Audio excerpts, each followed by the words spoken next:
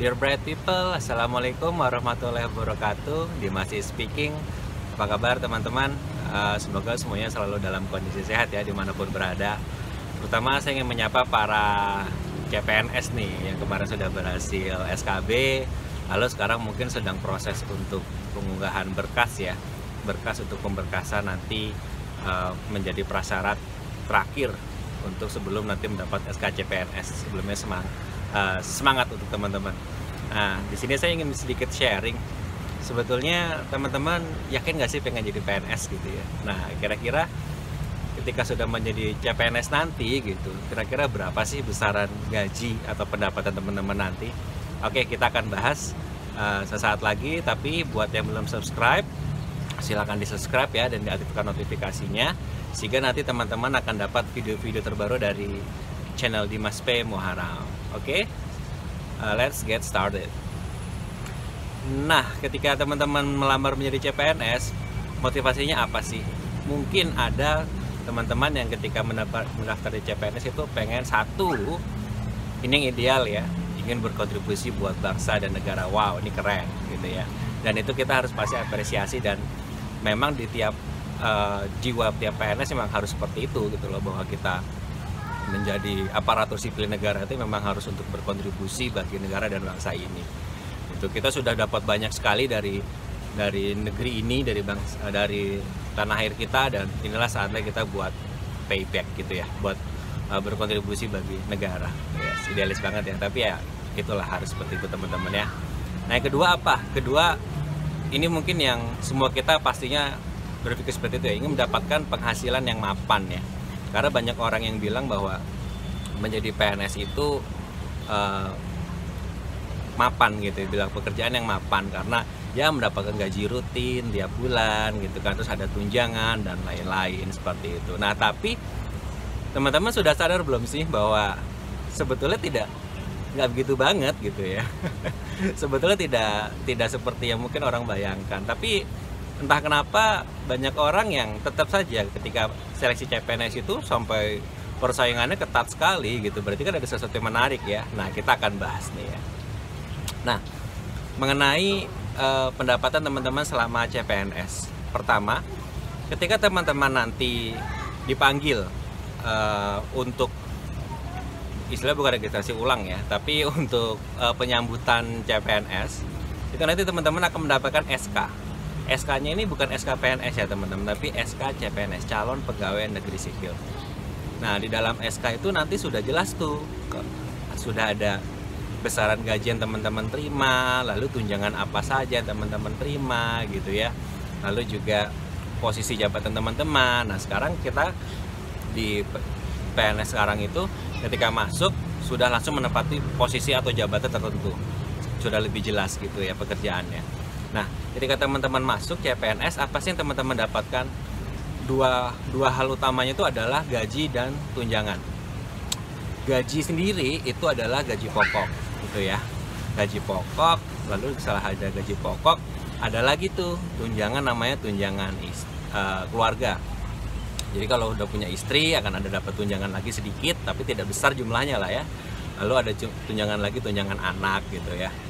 Anak 1, 2, 3 itu masih mendapatkan tunjangan. Kalau dulu mungkin istilahnya itu uang beras lah gitu, tapi sekarang dijadikan uang. Terus ada hal-hal yang lain lagi, dan termasuk potongan juga pastinya kan, kayak potongan buat BPJS, terus juga potongan kalau teman-teman ikut koperasi dan lain-lain. Nah, tapi dari besarnya gaji pokok PNS yang sebetulnya tidak besar gitu ya, itu untuk teman-teman yang masih berstatus CPNS, sampai nanti teman-teman mengikuti latsar lalu lulus dan mendapatkan SK PNS, itu besarannya adalah, udah ada yang tahu? 80% ya. Jadi teman-teman selama CPNS itu akan mendapatkan gaji hanya 80%. Nah, tapi di luar itu masih ada tunjangan kinerja namanya teman-teman. Jadi tunjangan kinerja itu apa sih? Tunjangan kinerja adalah tunjangan yang diberikan sesuai dengan kinerja teman-teman. Jadi kalau teman-teman rajin masuk kantor tiap hari, lalu menyelesaikan tugas-tugas sesuai dengan target, itu ada tunjangan kinerjanya. Nah, tunjangan kinerja ini tergantung kelas jabatannya masing-masing. Wah, ini panjang, kita nanti akan bahas karena ini di video-video berikutnya ya. Jadi ada kelas jabatannya masing-masing. Nah, dari tunjangan itu biasanya sih teman-teman ya, itu besarannya lebih besar daripada gaji pokok. Tapi itu kalau misalnya teman-teman sudah full menjadi PNS. Jika menjadi CPNS, ada sudah tahu berapa besaran tunjangan kinerja yang akan didapat? Iya, hanya sekitar 60%. Jadi kalau pengalaman saya waktu di Kemendikbud CPNS, alhamdulillah kita ketika CPNS itu sudah mendapatkan gaji pokok 80%, lalu juga tunjangan kinerjanya tuh 60% gitu ya. Nah, tapi ada beda-beda ya teman-teman, tapi kadang-kadang tergantung instansi masing-masing, kebijakan instansi masing-masing. Ada beberapa instansi itu yang dia gaji itu dirapel. Jadi kayak CPNS tuh ada tuh beberapa teman saya di instansi lain yang per 3 bulan sekali baru dapat gaji. Jadi 3 bulan dikumpulin gaji baru dikasih. Tapi saya kemarin di Kemendikbud tahun 2018 alhamdulillah gaji dan tunjangan itu masuk tiap bulan. Jadi kalau gaji itu kita dapat setiap tanggal 1 otomatis tuh langsung masuk. Nah, kalau tunjangan kinerja itu kira-kira ya pertengahan bulan lah ya. Jadi ketika gaji itu udah mulai kritis ya, tiba-tiba alhamdulillah ada nafas segar gitu ya. Ada udara segar di situ sedikit gitu ya. Jadi alhamdulillah ya seperti itu teman-teman. Dan kira-kira estimasi besarannya berapa sih? Nah, estimasi besarannya adalah kalau untuk yang ini kembali lagi ke tiap instansi beda-beda, tapi saya coba patokan apa yang saya dapatkan dulu waktu 2018 saja. Jadi untuk gaji pokok untuk yang golongan 3A lulus S1 ya, itu gaji pokoknya itu mungkin sekitar 2,7 juta. Yang jelas tidak sampai 3 juta ya.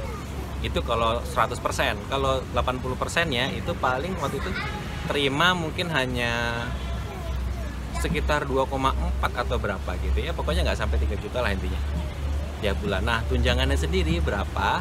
Karena saya S1 dan itu kalau waktu itu belum diangkat jadi peneliti ya. Jadi masuk itu di jabatan fungsional umum dulu. Itu di grade 7.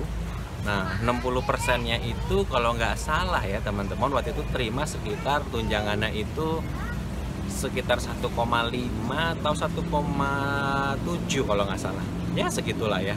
Ya jadi tiap bulan itu ya alhamdulillah setelah di masa-masa perjuangan kita masih bisa dapat sekitar 4 sampai 5 juta lah. Yang pastinya gaji itu adalah terbilang kecil kalau teman-teman kerja di swasta ya. Mungkin sebelumnya teman-teman sudah ada yang kerja di swasta gitu ya.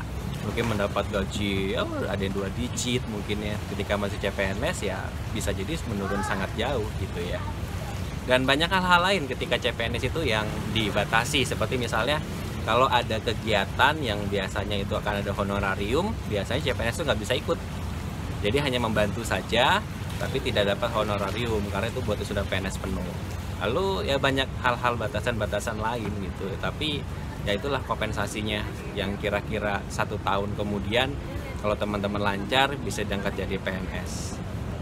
Itu teman-teman, kira-kira masih tertarik kan nih buat jadi PNS buat yang belum daftar ya. Tapi kalau yang udah masuk ya istiqomah aja teman-teman. Karena sederhananya gini bahwa orang itu jutaan yang pengen masuk PNS. Masa sih nggak menarik? Nah gitu aja ya. Oke, terima kasih teman-teman. Silakan di like buat yang suka, lalu di share sebanyak mungkin orang buat dapat informasinya. Dan yang pasti tetap semangat dan subscribe ya buat yang belum, biar mendapatkan video-video terbaru dari channel Dimas V Muharam. Oke, sampai ketemu lagi dan see ya.